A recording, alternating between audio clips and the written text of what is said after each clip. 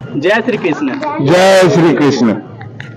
भारत वंदना घाट पर हम लोग प्रत्येक दिन श्रीमद् भागवत गीता का एक श्लोक पढ़ते हैं। इस कार्यक्रम का नाम है गीता फॉर स्टूडेंट्स। आज हम लोग 15वें श्लोक को पढ़ेंगे। उससे पहले नैन्सी और मानसी से पूछ लेते हैं, उसके बाद आगे बढ़ेंगे।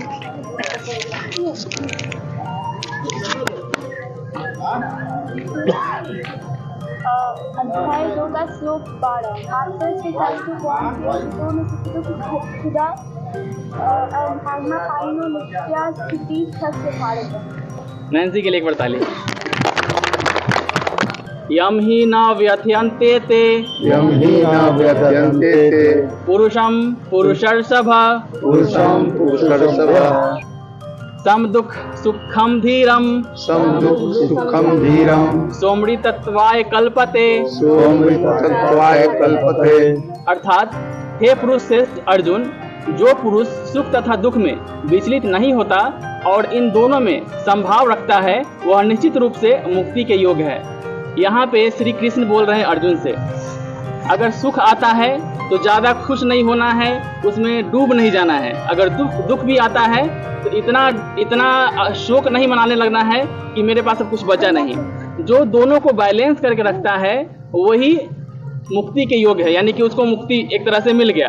मुक्ति मृत्यु के बाद नहीं, जीवन में ही मुक्ति है।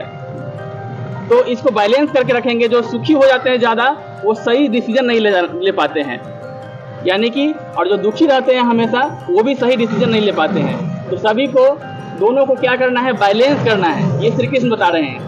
यह श्लोक विद्यार्थी के लिए कैसे लाभप्रद हो सकता है, विद्यार्थी से क्या सीख सकते हैं, अनिल चाचा बताएंगे। यहाँ श्री कृष्ण अर्जुन को उपदेश दे रहे हैं। वही उपदेश गीता जी के रूप में हम लोग जानते हैं, भागवत गीता। तो यहाँ कृष्ण भगवान गुरु के रूप में शिष्य अर्जुन को उपदेश दे रहे हैं।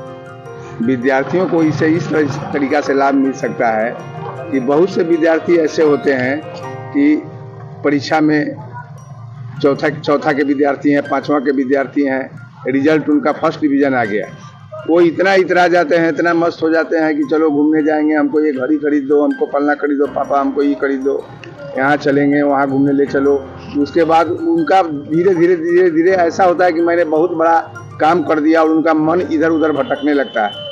बहुत ऐसे भी विद्यार्थी होते हैं कि उनको किसी कारणवश तबीयत खराब रही या किसी कारणवश उनका परीक्षा छूट गया, पेपर नहीं दे पाए।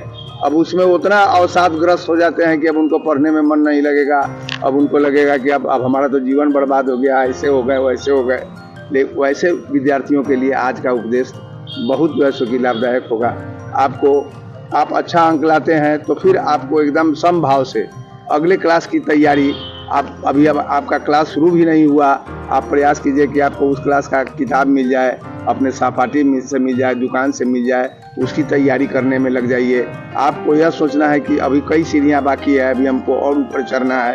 आपको न खुश होना है न दुखी होना है, आपको आगे बढ़ते जाना है। उसी तरीक़ा से अगर जो कोई कारण से अगर जो आप परीक्षा नहीं दे पाते हैं या आपको कम नंबर आता है, अब उसमें आप अवसादग्रस्त हो जाइएगा, तो आप देखिएगा कि आपकी यात्रा वहीं पर रुकने लगी। तो आपको एकदम समभाव बिना विचलित हुए अपना काम करते रहना है। एक ऐसा दिन, जो विद्यार्थी इस स्वभाव के साथ, इस भाव के साथ अगर जो पढ़ाई करते हैं और आगे बढ़ते हैं, न दुखी होंगे न खुशी, सुख में बहुत आह्लादित हो जाएंगे। वैसे विद्यार्थी को दुनिया में विकास करने से, उनको सफल होने से उनको कोई नहीं रोक सकता है। वे केवल अपने लक्ष्य पर ध्यान रखें और अग्रसर होते रहें, बढ़ते रहें। क्या हो रहा है, हमको क्यों नंबर कम आया, हमारा परीक्षा छूट गया, फिर अगली बार देंगे, उससे क्या हो गया, ऐसा ही हमारे भाग्य में था, ऐसे हुआ, फिर हमको मेहनत करना है। ऐसा ही भाव लेकर के विद्यार्थी को चलना चाहिए। ऐसे बहुत से विद्यार्थी हैं जो इन छोटी छोटी कारणों से उनका जीवन भटक जाता है। अगर लाख विद्यार्थी में देखिएगा कि 25, 50, 100, 200 विद्यार्थी ऐसे भी हैं जो इन्हीं कारणों से उनका परीक्षा छूट गया। अब उनका परीक्षा छूट गया, अब उसी अवसाद में जो है उनका पूरा पढ़ाई, उनका जीवन बर्बाद हो गया। ऐसे भी लोग मिलते हैं। और ऐसे भी लोग मिलते हैं कि उनको अगर जो बहुत अच्छा नंबर आ गया, देखिएगा कि शुरू में हमारा सहपाठी बहुत इंटेलिजेंट, बहुत तेज था, लेकिन बाद में जो है सो कि देखते हैं उसको, अब मिलता है तो देखते हैं कि अरे वो तो एकदम उसका जीवन दूसरा जीवन जी रहा है वो। तो उसमें यही बात है, वो इतना ज़्यादा जो है सो कि उसके अंदर ये आ जाता है, मैं इतना अच्छा कर लिया, ये कर लिया, वो कर लिया, कि वो उसका ध्यान किसी न किसी रूप से आपको लग रहा है कि वो पढ़ रहा है, लेकिन उसका ध्यान तो मैं पर है। जो ग्रहण करना चाहिए वो ठीक से ग्रहण नहीं कर पा रहा है और उसका रिजल्ट आगे चल के खराब हो जाता है। इसलिए एक भाव से पढ़ते रहिए, पढ़ते रहिए, पढ़ते रहिए, आपका सफलता जो है कि आपका कदम चूमेगी, इसमें कोई दो राय नहीं। मुझे तो इस श्लोक का व्याख्या इसी तरीका से लगता है, और कोई बंधु अगर जो बोल सकते हैं तो उनसे कहा जाए।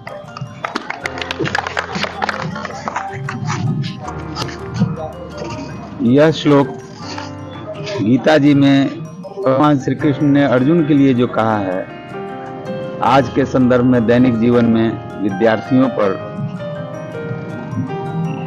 उस संदर्भ में हम लोग बात करने के लिए इकट्ठा हुए हैं, मतलब बैठे हैं और इस कार्यक्रम में होते हैं।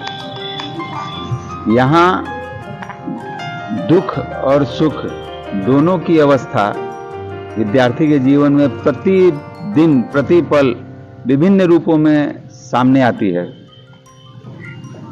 पढ़ाई के साथ साथ बहुत से पारिवारिक परिस्थितियां हैं, सामाजिक परिस्थितियां हैं, मित्रों के साथ परिस्थितियां हैं, सब में ऐसी स्थिति उत्पन्न होती है।